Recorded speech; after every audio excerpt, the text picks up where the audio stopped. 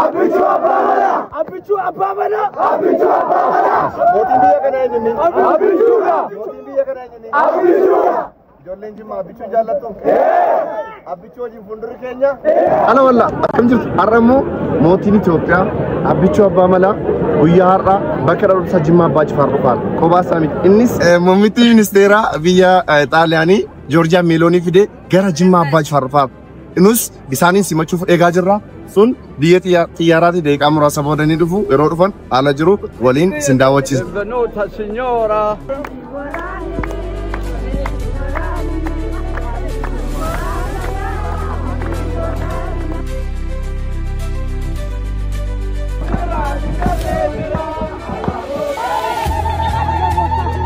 Bichuu simachuu baanu bokaa nu albaas bokaa keessa deemaatuma jirra mangisti simachuu baanu.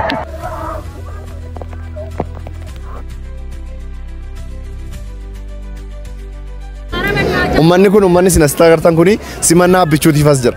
Roobi kun roobi sin argaa jirtan kan huccuun keenya daqiiqaa 40 oliif rooba yandootu nutti roobi. Haa ta'u malee garuu namoonni kun erga ganama manaa ba'anii jaalala isaaf qabaniif jecha manaa baanee rooba miti mismaarriin yoo roobee manatti hin deebinu jechuun isa simachuuf eegaa jirra. Daqiiqaa muraasa booda Abichuunis ministeera muummee biyya Xaaliyaanii Joorjiyaa Meeloonii faana ni dhufu waan jiru gara booda hordofaa.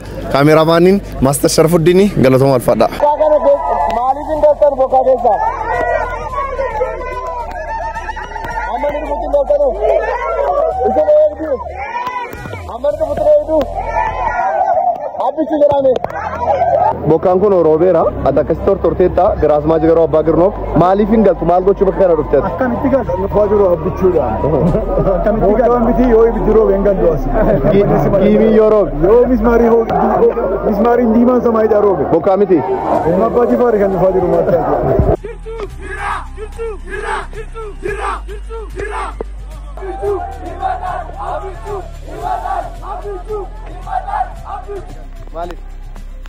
Maaliif dhuftani bakka kana? Manna Abichuu keenyaatti qabe. Mootiidha ala jiru yoo bakka miti jiru. Eegaa jira. Maaliif rooba keessaan galtan? Egaan uummanni Jimmaa hammami mootii isaatiif kabajaa fi jaalala qabu kan itti agarsiisaa jirudha. Ajaa'iba gaa bokkaan yandoon akkasii yeroo roobu namni abbootiin amantaa haati siiqee dargaggoon magaalaa Jimmaa namni bokkaa baqatee deemin jiru simannaa Abichuuf akkasitti turre.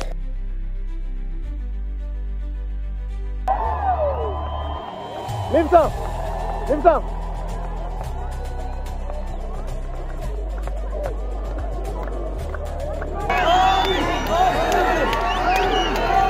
Yes!